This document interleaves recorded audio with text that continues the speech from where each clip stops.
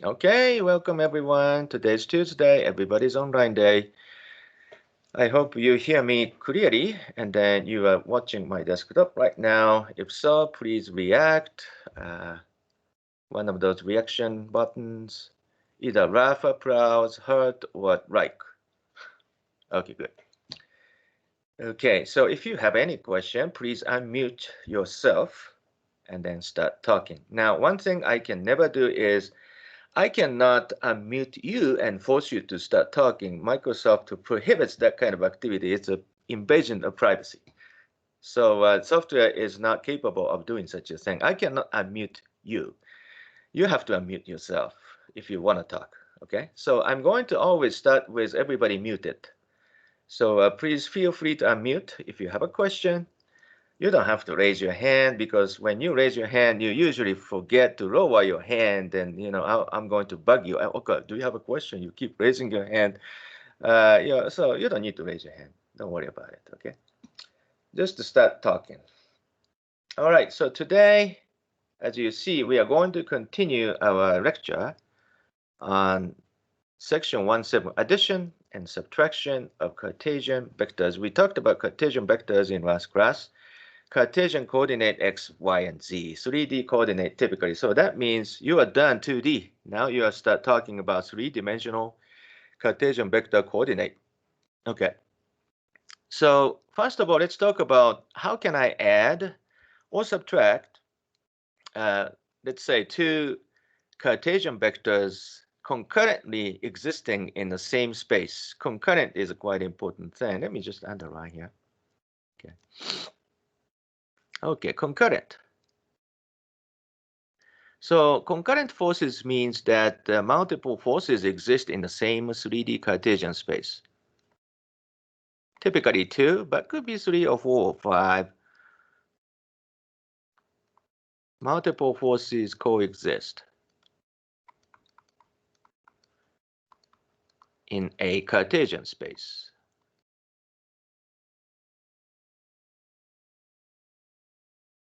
So it's called concurrent forces. So you're looking at the concurrent two forces A and B. This is just a vector, but let's assume this is a force A, force B, for example, okay? Force is a vector. Not necessarily always vector is a force, but the force is a vector. So if you add A and B, okay, what are you going to do? Realistically speaking, if you want to do such a thing, you're going to go back to vector parallelogram row. So vector A is moved to here, parallel line, okay? Then you add this to that. Then as a result, this is the addition of a vector resultant force R shows up, okay? You know that, but what about subtractions? Now you have to realize that physically speaking, you can never subtract vector. You cannot do such a thing. Subtraction of the vector means that, well, first of all, vector B needs to be flip-flopped by multiply by -1. So that means you are going to create vector flip-flop to direction minus b. Then you are going to move this vector A using parallelogram rule to here. So this is the same vector A. Then you add them up to come up with the resultant, which is, this is the resultant. This is vector R prime, which is this thing. So that's the vector subtraction. You're actually not subtracting, you're actually adding the negative vector to it. So this is actually quite important concept. After you actually start using the vector analysis for something real, people forget about this. Let's be careful about that. All right, vector can never be subtracted. You can always add a negative vector. Okay, be careful about it. Okay, anyway, so this is a conclusion. A system of concurrent forces, the resultant force vector, can be found. Generically speaking, you are going to sum each component vector in each axis direction component. So whatever the component in x direction for each force, which is a vector, itself. So you're going to add them up in x direction, add them up in y direction, add them up in z direction. That is going to come up with the resultant force, okay, of that concurrent forces in 3D space. So having said that, let's just take a look at example here. Class example 171, quite important. So please, do you have a calculator? I hope so. Please make it ready. Okay, please participate rather than just log in and sleeping and doing something like watching TV or something. That's a waste of time. So I want you to join in and pick up your calculator, punch the numbers, get busy. Okay. All right. So wait a minute. I'm receiving in.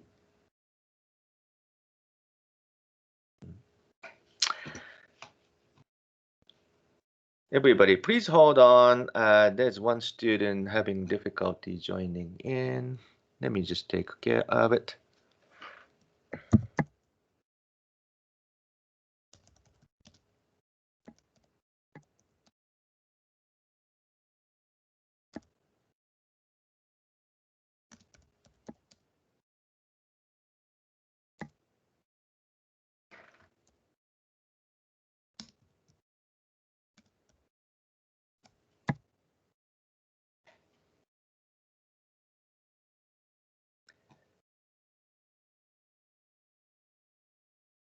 Okay, so I sent the message and I'm going to call again. Let's see what happens. So let's continue. All right, so let's just take a look at class example 171. The man, this is the man, pulls on the rope with a force of 60 pounds. Force of 60 pounds means the magnitude of this force is 60 pounds. If force F acts within the arctant shown, determine the x, y, z component of the force F. In other words, this is the coordinate system you define. X, y, and z, right-hand coordinate of Cartesian. So having said that, this x, y, z is the right-hand coordinate of Cartesian. It's basically all mutually perpendicular 90 degrees of an angle. It doesn't look like it, but it's 90 degrees here, 90 degrees here. Everything's 90 degrees. And then here is what is alpha, what is beta. Does anybody remember those things? What are those? Cosine direction. That's right. So this is direction cosines. Great answer.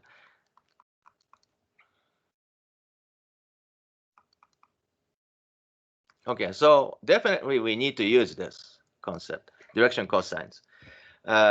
Can somebody remember what is the direction cosine important equation you need to have to solve this problem? Somebody please tell me.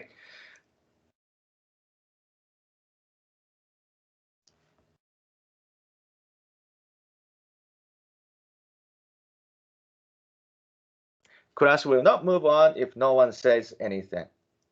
Say something. Long things will be okay. The magnitude divided by the angle. That's a definition. That's one thing. Oh, wait. That's a unit vector. Unit vector, right? So you're basically saying unit vector u of u, unit vector u, unit vector u, unit vector u. Okay, in the direction of this force. This is magnitude. Well, actually, whatever the f, the vector is divided by the magnitude of f is going to be the unit vector of u. Okay, that can be cosine alpha I,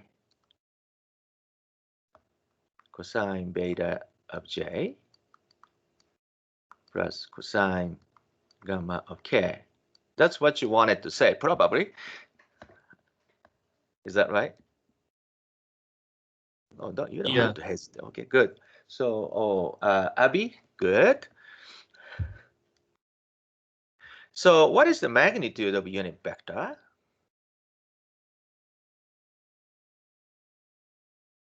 1. 1.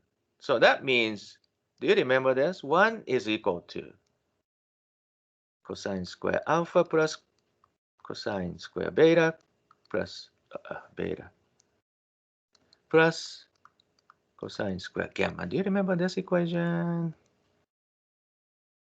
This is very famous direction cosine equation. We probably have to use this, okay, everybody? So please remember this concept. So first of all, I'm going to draw a sketch, okay? I do my best.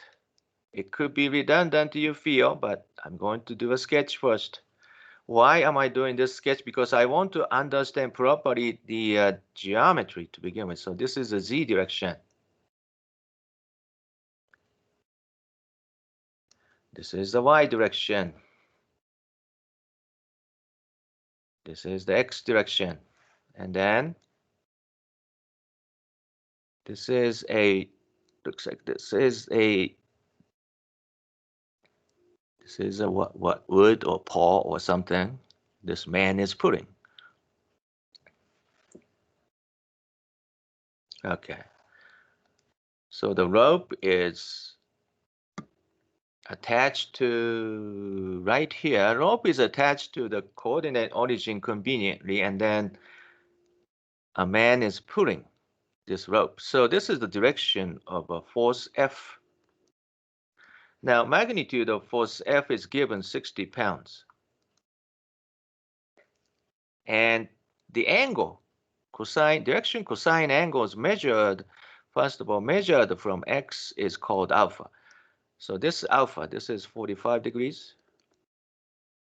And then direction cosine angle measured from Y coordinate. This is the beta. Angle is 60 degrees. So this is the sketch I would probably begin with. Okay.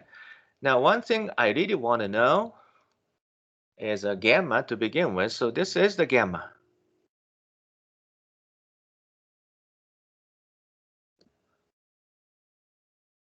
Sorry. This is the gamma. I want to know the gamma. What else do I know? Do I want to know? What else do I want to know? Please participate, everyone. What else do I want to know?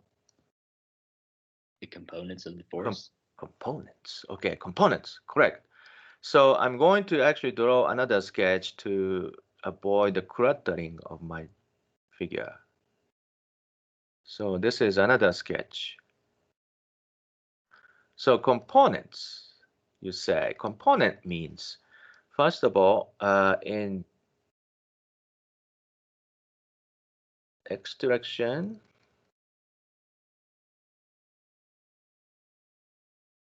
you probably have, I don't know, am I right?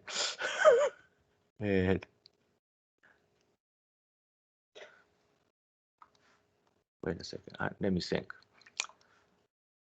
So what is the best sketch for the component? Component is, okay.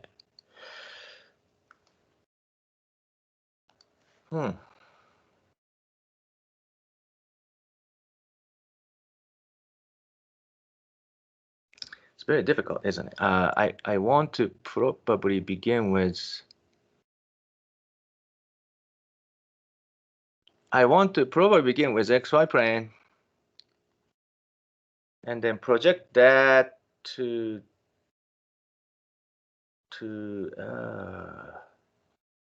project that to Z.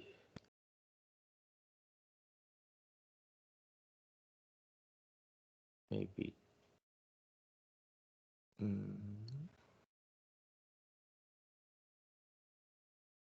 Like this, maybe. So anyways, man, it's difficult. You know, I'm not good at. So it looks like, let me just use a different color. Sorry about that. So this looks like, okay, fx. And this looks like Fy. And then probably this is Fz.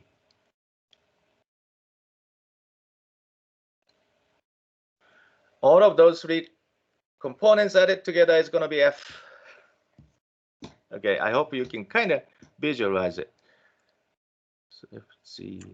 I have a question. Go ahead.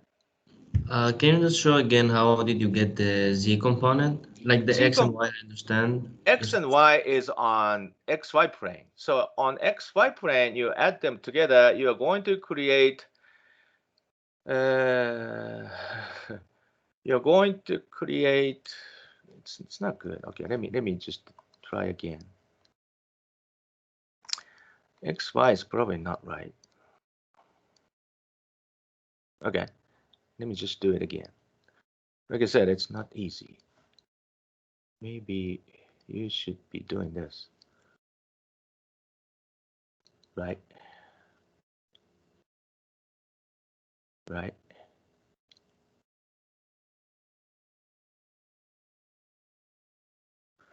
Yeah. Something like that. How about that?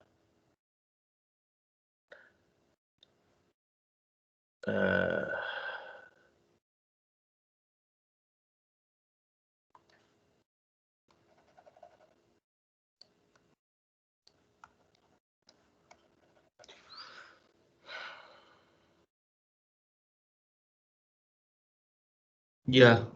Am I correct? I don't know. Again, it's very difficult to express that. So this is, by the way, fx, isn't it? And this is probably fy, isn't it?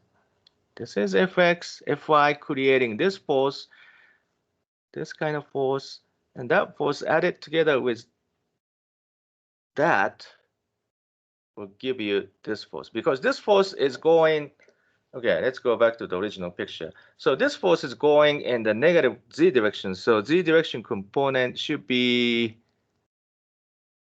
something like this. This is Fz, isn't it? So first of all, you have to figure out the resultant of component x and y, and then that resultant force added together with Fz is going to get you F kind of thing. That's the idea of getting the picture. It's very difficult, you know, to express that graphically speaking. If you're a very good artist, you can do a better job than this. But again, so I hope you get the concept. So we are going to apply direction cosines. Okay, so I apologize. Sorry. This may not be accurate.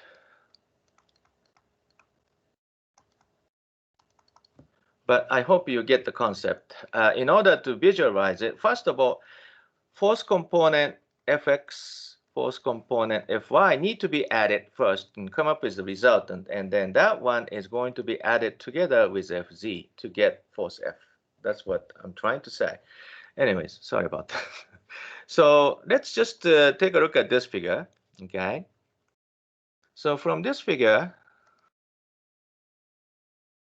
of course, you can apply direction cosine equation.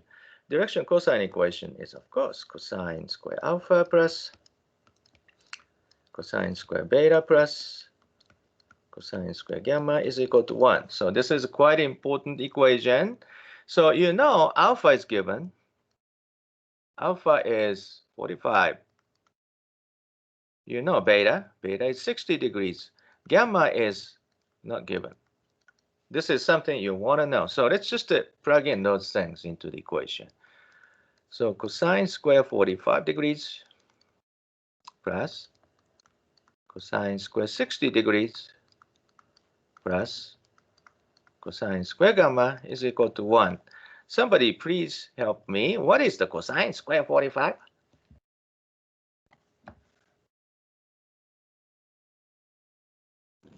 Half. Half. One. 0.5. Okay. Did you do square? Yeah. Yeah, okay. Cosine square 60? 1/4. 0.25. Okay. So please confirm. Is a push react button or say yes or something. So from here, cosine square gamma is equal to 1 minus 0.5 minus 0.25. This is 0.25, isn't it? Okay, so let's take cosine gamma. In other words, take a square root of it. Cosine gamma is equal to square root of 0.25.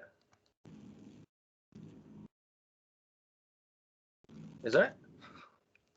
So from here, what is the gamma?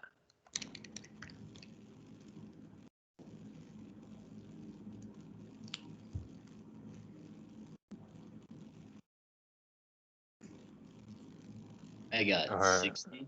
60? Do you think so?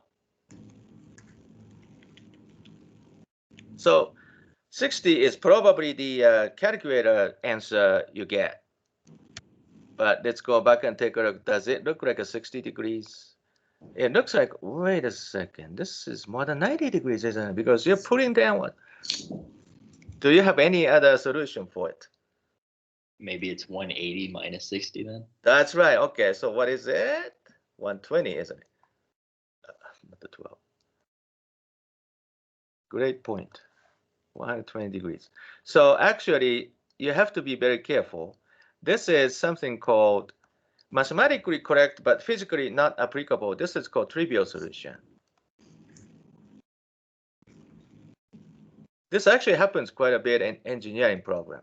In other words, mathematically speaking, yeah, this is correct, but physically it doesn't make sense. Or this is one of those multiple solutions, but invalid one. This is a valid one. Okay, so let's be very careful. Typically, this is called trivial solution in engineering analysis. Okay, so the answer is 120 degrees, and then it makes sense. This is 120 degrees because it should be more than 90.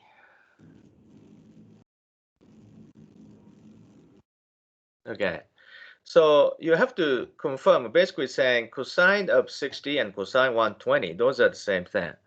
Okay, but 120 is the correct solution. So having that result, okay, having that result basically make you continue to find out each component fx. Component fx is, let's just go back to the direction cosine equations. So component, this is a component in x direction, component in y direction. This is a component in z direction. So in order to find a component knowing alpha, beta, and gamma, it's easy. It's basically magnitude multiplied by cosine of each angle. So you can say fx is equal to magnitude of force F times cosine of alpha. Sorry. So this is going to be 60 pounds. This is a magnitude of force cosine of 45 degrees. This is going to be, what's the value? Somebody please.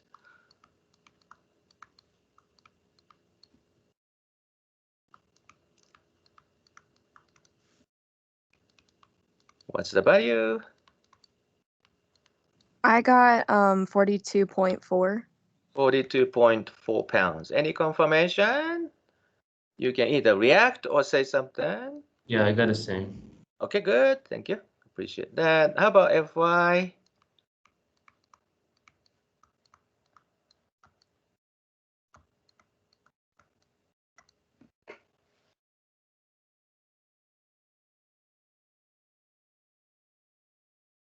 Uh, 30. 30 pounds. Any confirmation? I can confirm.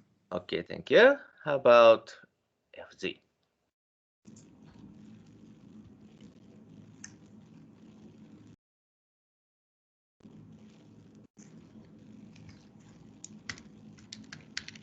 I got -30. -30, any confirmation? I can confirm. Okay, thank you very much. So those are the values. One of them is negative. Why is that? Does it make sense? Oh, it's because negative z direction. That's why. So this is correct. So this is 30 pounds down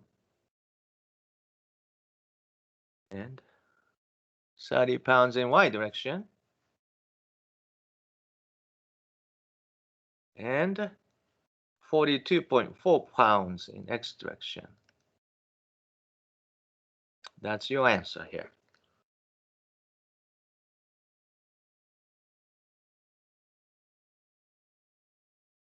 Okay, so if you add them together, you are going to construct force F in certain direction, magnitude 60 pounds. Direction is this gamma. This gamma, you found 120 degrees. Any question about this problem?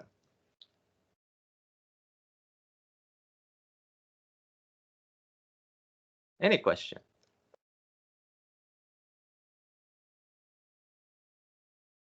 So, next page is a homework 171. Okay, so you have to do your own solution in your note. I strongly suggest you to print out the note in piece of paper. Start working this homework problem in here, the space provided. Of course, this is your own solution. You don't have to organize it. You don't have to explain it. You don't have to write nice letters. You don't have to use straight. Well, I hope you use straight edge no matter what. But anyways, this is your own solution. No one cares about it. As long as you do it right, that's what it matters. But please do that. Do not wait until I announce, okay, homework of 1B is due such and such a day. If you don't do anything until that day, you know the result. You experienced it already. So don't repeat the same thing over and over and over. Please run something, let's fix it, let's improve. That's your skill set as an engineer. So please start working on this homework immediately after today's class. This is your homework already assigned. Don't wait until last minute. Okay, let's move on. Next page. Well, let's take a double check. Do you think you can do this homework assignment? Yes or no? Please react. Looks like you can do it, huh? Okay. If you're not sure, you need to ask question. Otherwise, the professor will move on. So this is pretty similar to the example we did. So I hope you can handle that. Okay. Important thing, do it immediately. Okay. Class example 172. Let's just take a look at one more thing. Okay. A small ball. This is a ball. Is subjected to an electrostatic repulsive force F. Oh, this thing, which has measured components. You have Fx is 40 millinewton. Small, huh? Do you know milli? What is it? 10 to the -3. 10 to the -3. That's right. So this is a very small Newton. Newton is a standard unit of force. Okay. So 40 millinewton is 40 times 10 to -3 Newton. So first of all, you have to convert it to the standard unit of Newton. Okay. So this is statics, so it's not that important, but it's going to be super important. Anyways, later. Okay. Now Fz is also given 20 millinewton. Angle beta is given 135 degrees. Okay, so this beta, so this is the angle measured from y coordinate axis to the direction of force F.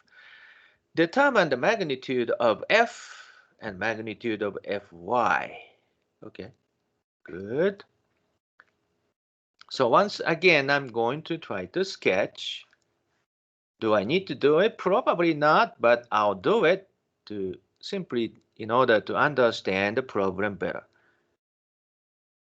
So by the way, if you try to solve all the homework assignment, every homework assignment requires sketch. if you don't do a sketch simply because, oh, this is not needed, I don't want to waste time, that's also a bad idea. Sketch is required just about anything.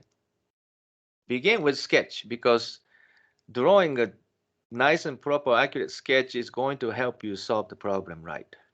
That is the number one step of engineer. Don't be lazy. Lazy people shouldn't be an engineer. Anyways, so this is X and Y and Z. This is a ball. Looks like a ball is supported loosely by some kind of wire or something attached to the wall. But that's actually probably not important. So this is the ball. Okay, so this ball is under the multiple forces.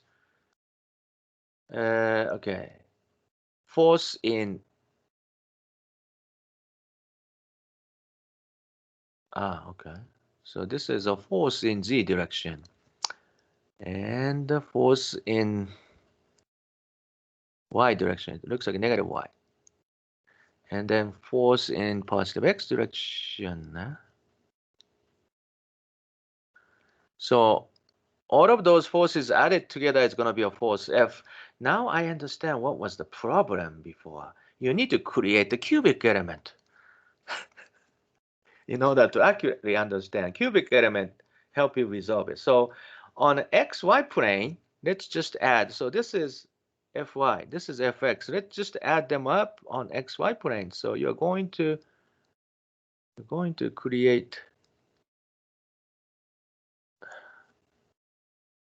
you're going to create that, okay, cubic element. I see. So this is a cubic element. It's like a cube.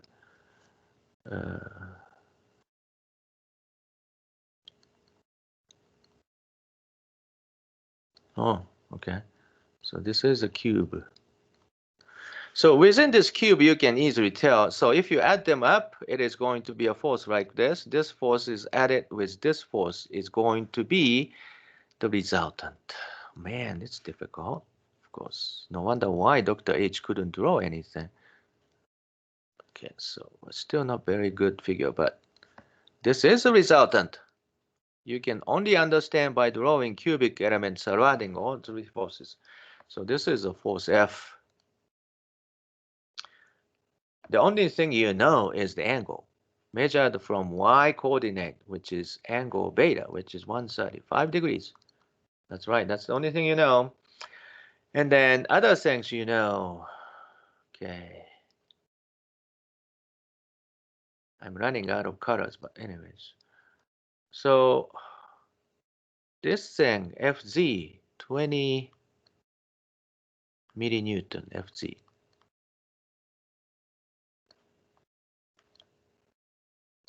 You know that this thing is Fx magnitude-wise 40 millinewton. Good. And you know beta. That's the only thing you know. Then what do you need to find? You want to find out magnitude of F itself. What's this magnitude? And also magnitude of Fy, this thing.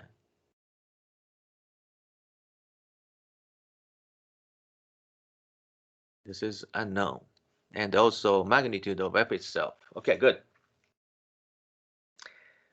So let's just start with the list of known and unknown. Okay, force is a vector. This is given by component of force in x direction Fx, component of force in y direction Fy, component of the force in z direction Fz. This is the force F. We don't know the magnitude, but we know some of those. Okay, we know Fx, both direction and magnitude. Well, of course, direction is x direction, but magnitude Fx, we know 40 millinewton. Magnitude of Fy. This is whatever the magnitude of force F we don't know, times cosine of 135 degrees. Direction cosines. Fg. This is 20 millinewton. We know that much, okay? So first of all, let's just plug in to the equation of magnitude.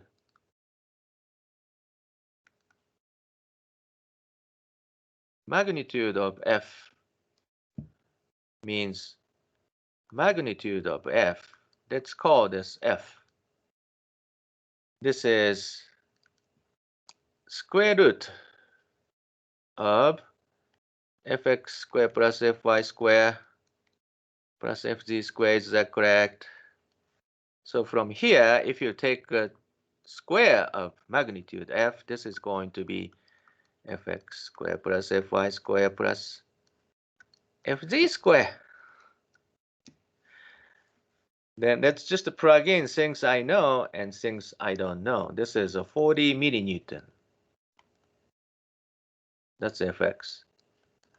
Fy is f times cosine 135 degrees. Fz is 20 millinewton. Isn't it? Stop and think about what am I doing? Can we solve this problem? I mean, can we solve this equation? Anybody?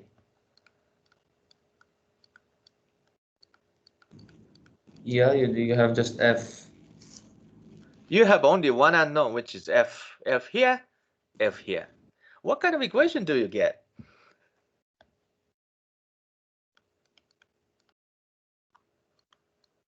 The quadratic equation. Quadratic equation. How's that?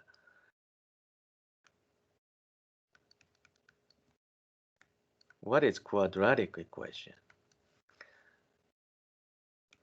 This pretty much means there's like multiple answers that you can get Yeah. out of. So quadratic equation is ax squared plus bx plus c is equal to 0. X equal to x equal to minus b plus minus square root b square minus 4ac. I'm looking at the cheat sheet. I don't remember those things. 2a, right? Okay. Yes, we will get quadratic equation in the form of this. So let's just take a look at it. Okay. So you are going to get 40 squared plus f cos 135 degrees squared plus 20 squared is equal to f.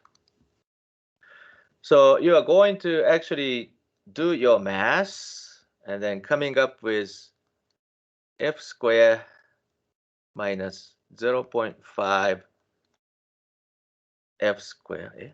F squared? Oh, really? Is equal to 2000. F squared is equal to what? 0.5 f squared is 2000. So 2000 over 0.5. So this is 4000. Is that right? So what is f equal to?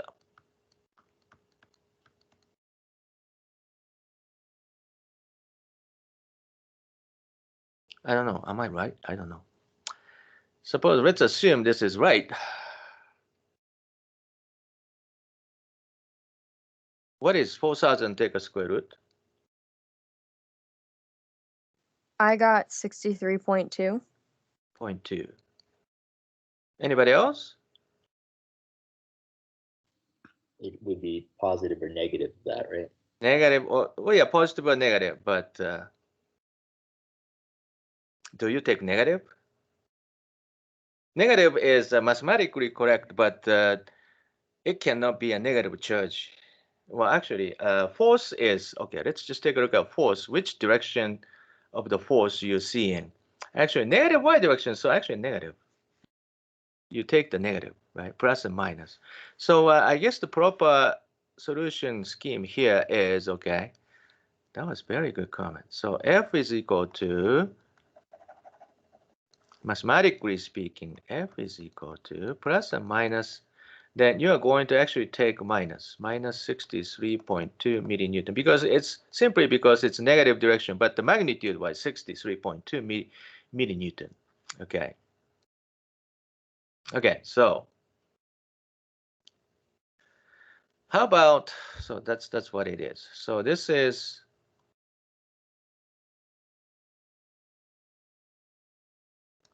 no, not really, because this is a magnitude you're talking about, right? It's not a component, it's independent. Okay.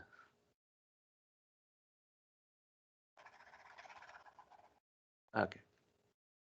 Sorry. So you are going to take, magnitude means only positive. So F equal to 63.2 millinewton. This is a magnitude of the force. Magnitude of the force is a 63.2 millinewton. Direction is this direction. Positive in X, positive in Z, but negative in Y. This is the direction. Direction can be described by direction cosines only, but the magnitude is 63.2 millinewton. Okay, so that's the answer. So the other question is, what is the component Fy? Fy is magnitude of F, which we found here, times cosine of angle 135 degrees. This is 63.2 millinewton times cosine 135 degrees. What's the value?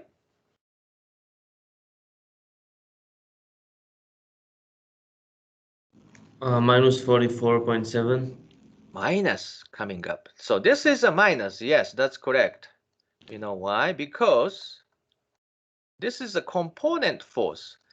In a direction of coordinate direction y, what is the force Fy?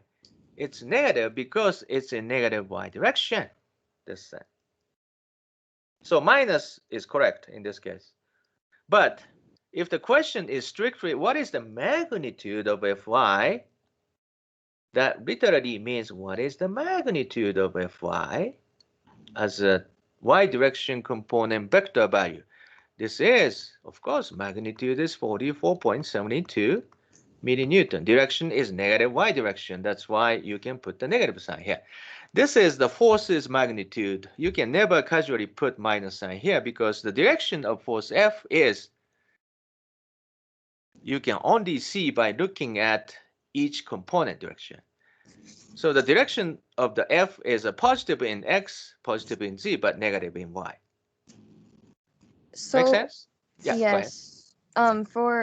So on the top it says determine the magnitudes of F and Fy. Would we need the negative for the final answer? So that means if the question is what is the magnitude, okay, your correct answer is this. So you only give magnitude.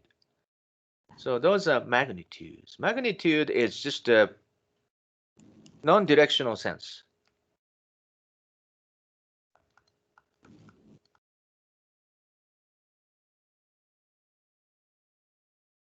But if somebody says, so what's the direction of Fy? You can say negative y direction. Okay. I hope it makes sense. Any question, anybody? If you don't mind, I just have a quick question about Go ahead. formatting, essentially. So when you have the two lines outside of the f of y with the little hat on top, on the bottom of your page. Bottom of the page. Like, Bottom of the page. so you see how you have Fy equals 44.72, right? This one, this one? The one under it. Yeah. Yeah. Ah. So I'm just talking about like the format of that f of y. So you have the two lines on the outside. Do you get what I'm talking about? Yeah. Yeah. This expression really indicates that magnitude of a vector. In other words, this is actually what is the magnitude of a given vector Fy. Vector Fy is basically Fy j, which is minus 44.72, oops, okay, millinewton j. So that's vector Fy. So if you're talking about this Fy, that's minus 44.72. However, if you take a magnitude of this whole thing, it is just a value. Now at that point, minus sign goes away because we're talking about just a magnitude. Does it make sense? Okay. Yeah. Yeah. Okay. I was asking more so like the how to write it. So if there's so Fy with a little hat over it means vector. Vector. This is vector. What about Fy by itself with nothing else? Fy by itself is a component, directional component magnitude with a direction in it. In other words, J is a direction of J and then magnitude of 1. So if you have minus sign here, it is going to actually indicates that this is going to be a negative Y direction, right? Yeah. So minus sign is included inside of this. This is a component directional magnitude. This is as a vector, what is the actual magnitude of it? Okay. It's kind of confusing, but yeah, this is a vector notation of Cartesian. Gotcha. So this is a vector notation of the vector Fy itself. Gotcha. Okay. Yeah, that makes sense. Okay. Thank you. Yeah, that's I appreciate that kind of question. Anybody else? Okay. All right. So hopefully you understand concept. So if you move on to next page, I know you don't want to, but let's move on. Homework 172 shows up again. You know, whoa, this is a 3D Cartesian vector, very similar to whatever we did today. Okay, so let's begin with the sketch. Okay, important. Okay, don't be lazy. Start with your best sketch out of it. Because by drawing the sketch, you kind of begin to understand the situation and then geometry better so that it's going to minimize your mistake or misunderstanding of it. So start with the sketch, and then this is very similar to what we did today. Excuse me. And also another homework. Homework 173, this is also again very similar. I hope you start with the sketch. As you do sketch, I'm going to actually sketch it out, those things. This is what is it? This is like a connector end of the pipe or something like that. You're going to sketch it. You're going to draw the coordinate. You're going to apply the force and figure out all the angles and all that. Draw a sketch first. It's not redundant. It is the process for you to understand the geometry and then understand what is this problem is all about. And then you're going to do the similar thing. Now, important note here. Let's be careful about this notation. Okay? Resultant force, if you add them up, F1, F2, F3, you're going to come up with a resultant force, which is not sketched up here. So first of all, sketch out. Try to add all of those three forces by yourself graphically. That is going to be, should be like Fy is negative z direction magnitude 350. Let's begin from there. Then after that, you're going to apply direction cosine angles, or maybe something else to find out your solution. Okay? So after the class today, you should immediately start working those programs. I mean it. If you wait until I announce, okay, tomorrow's class, you turn in homework, do you think you can scramble and then do all those homework assignments overnight? I don't think so. Even I don't think I can do it. Anyways, so let's move on. Do you have any question? Can I move on? If you feel uncomfortable, please feel free to stop me. If you stay quiet, I can only assume you understood perfectly. If it's not right, say something. I don't mind. Can I move on? Okay, let me just sanity check. Can I move on? Everybody, please react. Okay, good. Okay. Ryan, Dominique, are you there? Ryan? Dominique is there. Ryan? Ryan, are you there? Ryan? Hello? Are you watching me? Ryan? Please react. Ryan? Okay, anyways, let's move on. Okay, so next page. Section 1A, position vectors and force vector directed along a line.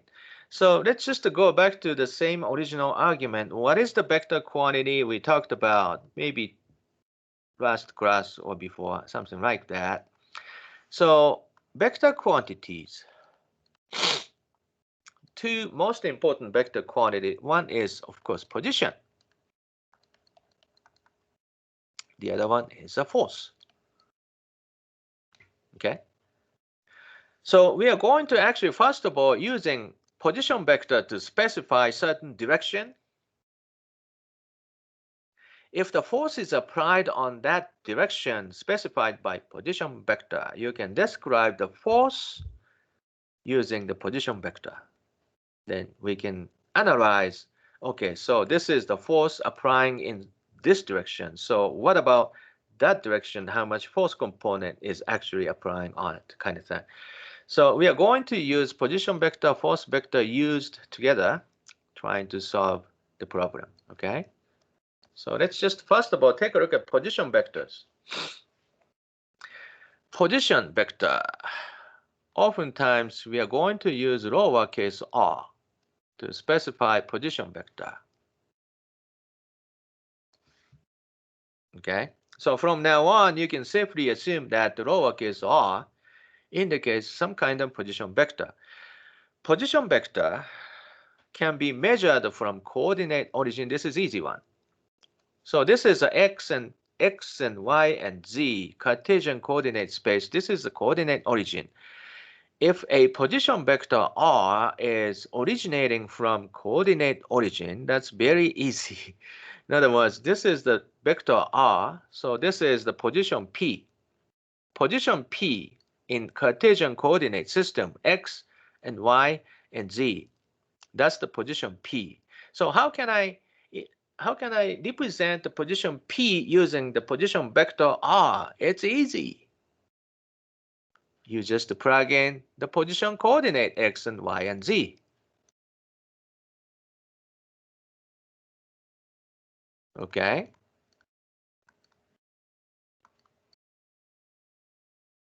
It's easy. So position p is located at the location x and y and z.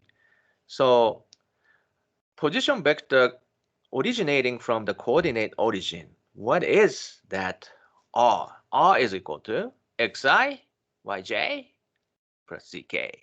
That's it. Very simple.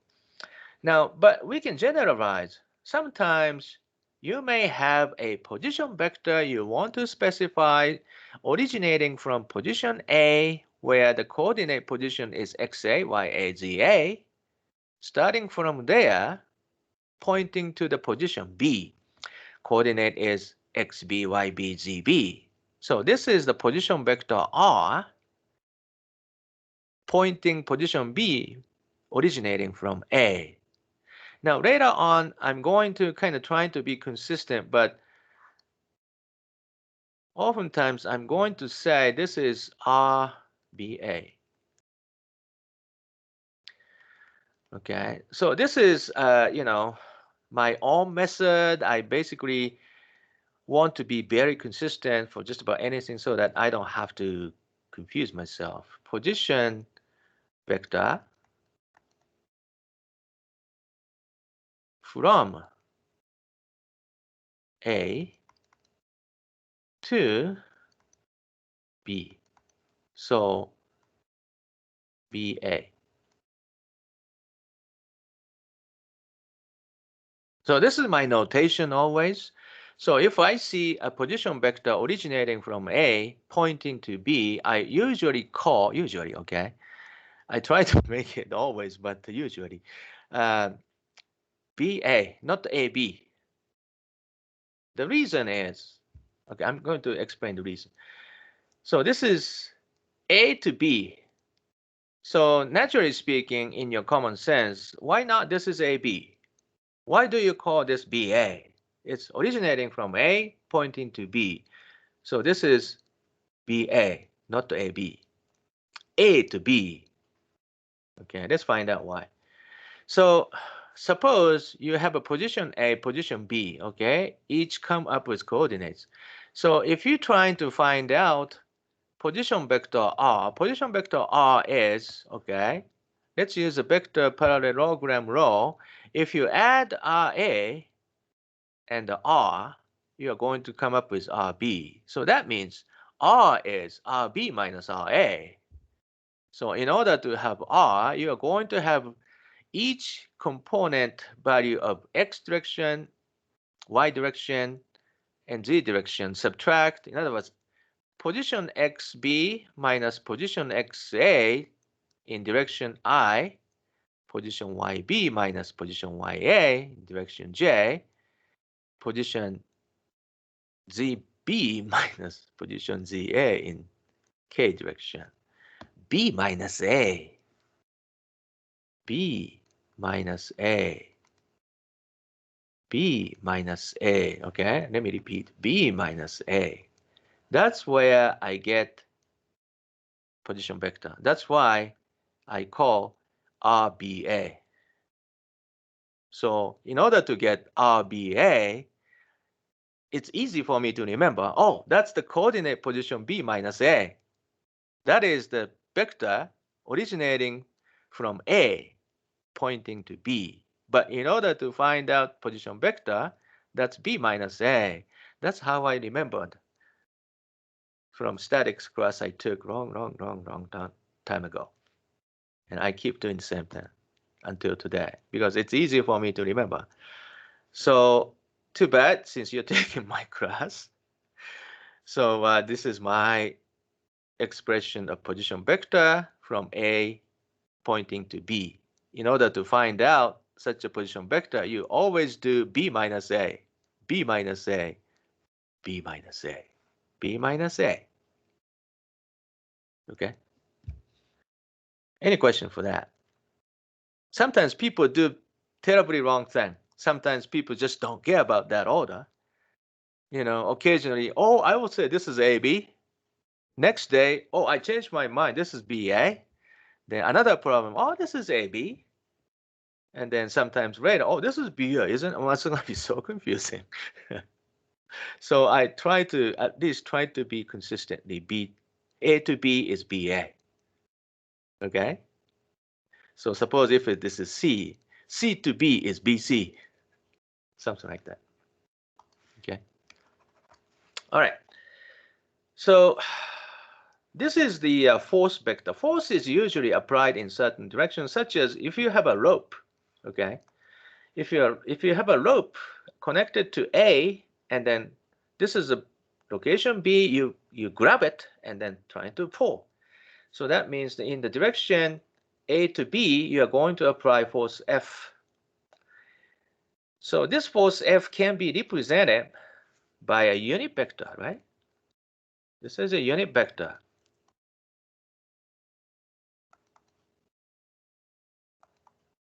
Unit vector in direction of force F. That's this unit vector U. This unit vector U can be found by using position vectors. You know what I'm talking about? If you can represent the position vector between A and B, divided by the magnitude of that position vector is going to give you a unit vector in the direction of this line AB. That's where you are applying force. So force vector can be represented by multiplication of the magnitude multiplied by the unit vector in the direction of this position vector of this rope, because this rope is the direction you apply the force. Okay, so that's why position vector and force vector come together.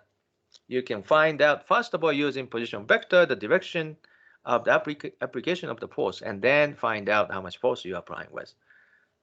So I have a question, Professor. Go ahead. Go ahead.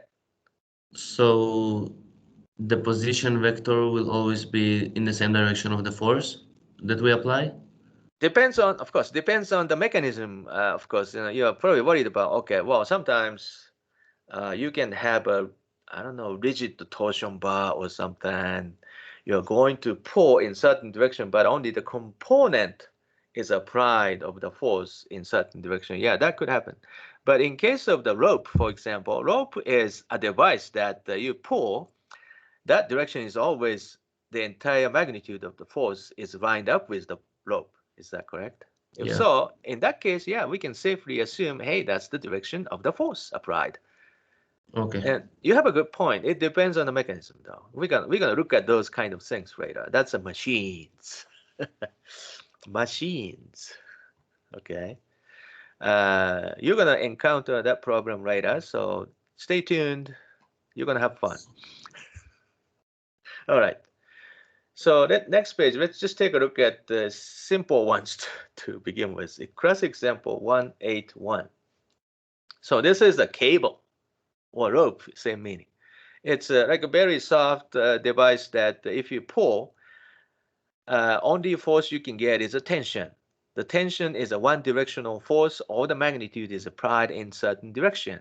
You can specify that direction using the position vector. That's what we are looking at here. So let's just take a look at the cable AO. Cable AO exerts a force on the top of the pole. F is given. Oh, looks like that. So this is a force F. You're going to put the bracket. Minus 120I. That means X direction-wise, negative direction, 120 pounds of force. Minus 90J. This means in negative Y direction, 90 pounds of force. Minus 80K. This is in negative Z direction, you apply 80 pounds. If you add them all up, you're going to create the force F. If the cable has a length of 34 feet, oh, okay, 34 feet. That means cable AO, this is 34 feet. Determine the height Z of the pole and the location XY of its base. Interesting. So let's begin with something you know. You know the full description of the force. Let me just repeat here. Full description of the force F is given. This is a big information you know. Minus 120I, not the plus.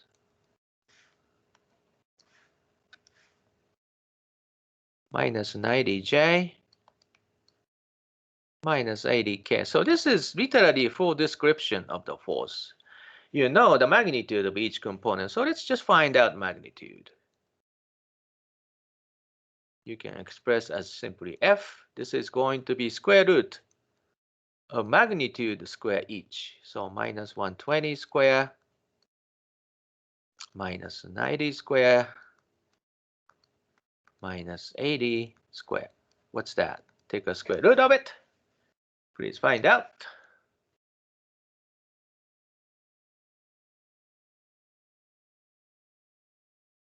It's 170. 170 pounds. Any confirmation? Anybody? I can confirm. Thank you. So it looks like 170. So from here, next step is let's just find out unit vector.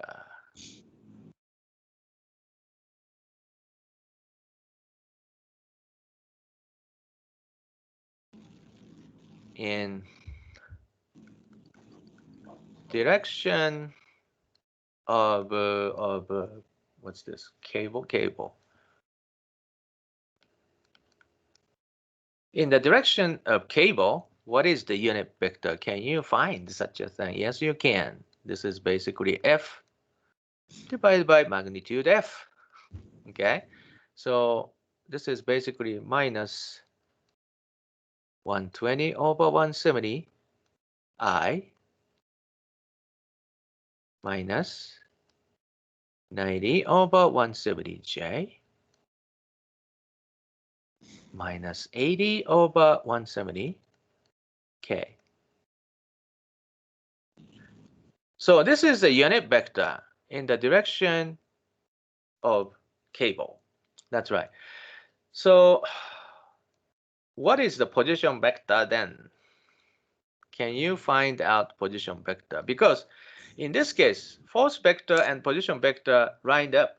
So what is the position vector R originating from A, pointing to B, pointing to O? This is, in my notation, this is OA. Anybody?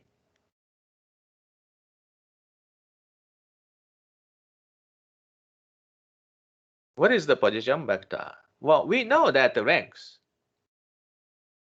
is 34. That's the magnitude. We know the unit vector in the direction of cable. We know the unit vector, direction of the cable. We know the magnitude of the position vector.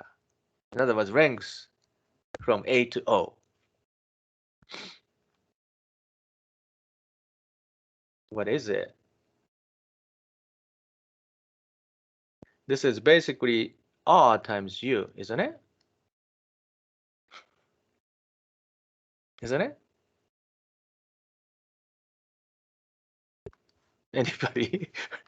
Please react. Oh, that makes sense. Or you have, I have no clue what you're talking about. This is 34 what? 34 feet. 34 feet is the length. This is a unit vector. Multiplied together is going to create the position vector, isn't it? Does it make sense? If it makes sense, please react. I'm kind of getting worried about. Good. One person? I only saw your hands. Okay. Dominique is okay. William, go ahead. Professor. Go ahead. Professor, yeah. So ahead. for R, that is 34 then, and then the unit vector, is that F, or is it? Unit vector is just basically a vector of magnitude of 1 pointing certain direction. In this case, this is U. Magnitude is 1. The direction is the direction of this line of A and O. We found that based on the force, but the force and the position lines up in this case, right? So the unit vector of in the direction of A to O is this, which is a magnitude of 1. So you can pick up this unit vector, multiply by the magnitude of cable length 34 feet to construct the position vector. Does it make sense? Yes, thank you. Okay, good. I appreciate that question, really. Please don't stay quiet because it's going to make me worried about that. So let's just move on. So this is going to be, well, we know the unit vector we found, multiplied by 34, okay? So this is going to be 34 foot minus 1. Okay, let's just do this. Okay, 34 times minus 120 over 170 I plus 34 times minus 90 over 170 J plus 34 times minus 80 over 170 K. Unit is feet. Do you follow this? This is going to be a position vector you just found. In my own notation, this is position vector OA, not AO. Let's simplify. This is going to be minus 24, I should say. Minus 18J. Minus 16K. Please confirm by yourself though. So this is a position vector I found. From here, what can you say?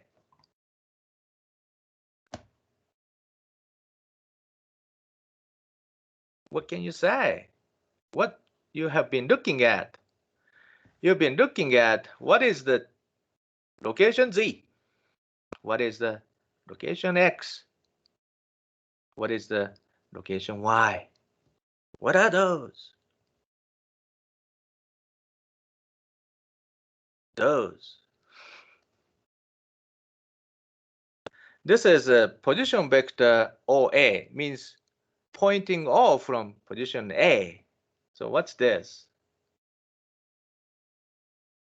This is x of A minus x of O, which means this is 0.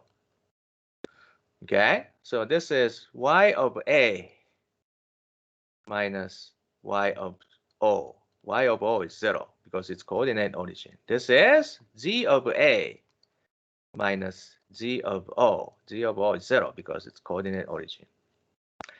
So from here, what can you tell? What is x?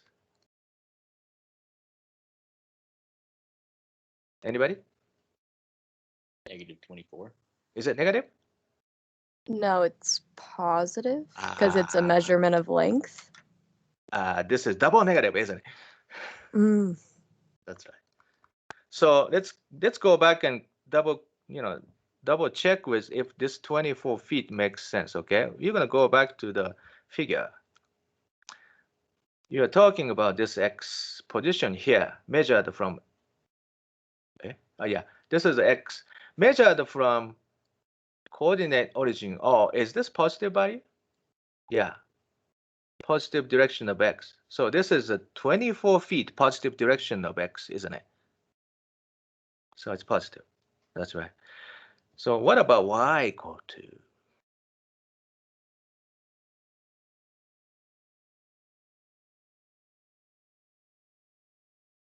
Anybody? Oh, don't hesitate. Wrong answer is fine.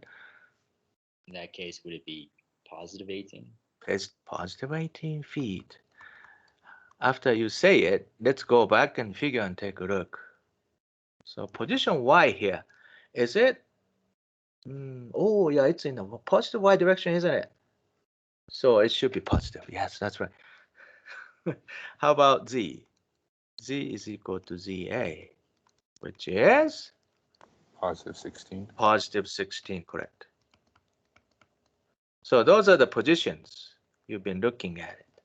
So double check. Z is, of course, in positive z direction. So this is 16 feet high.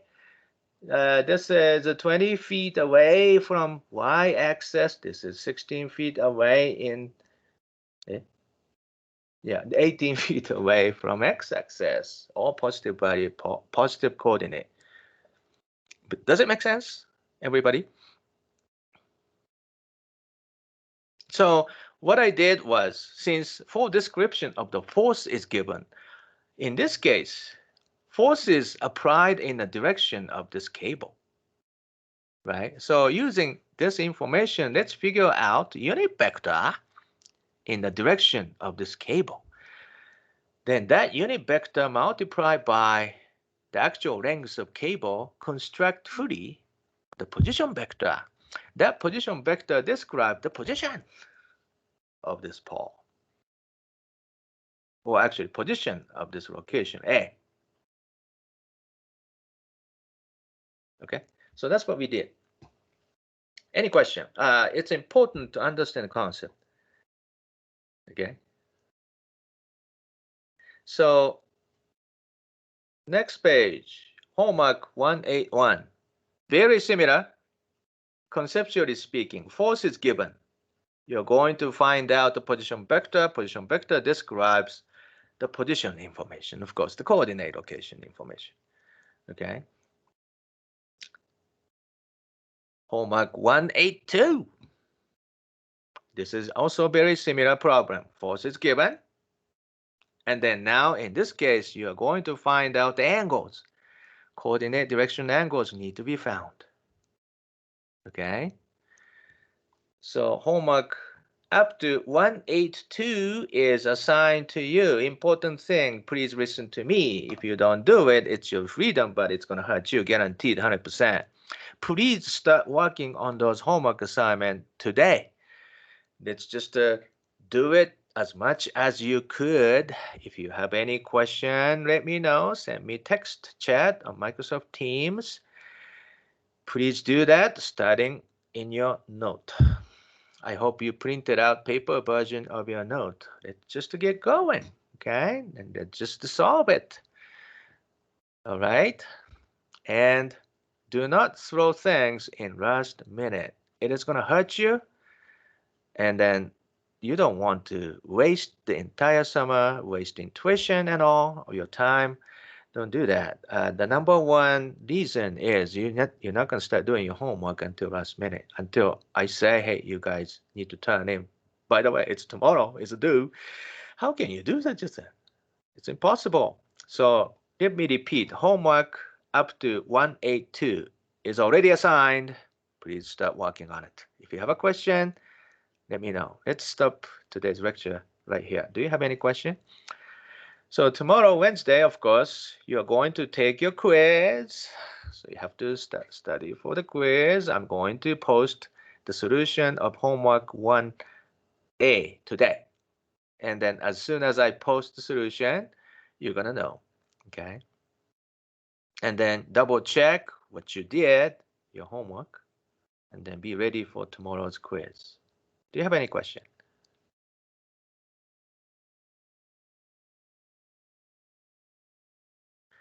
All right. Have a wonderful day. And see you guys back tomorrow. Thank you. Thank Yep. you. Thank you. Thank you. Thanks.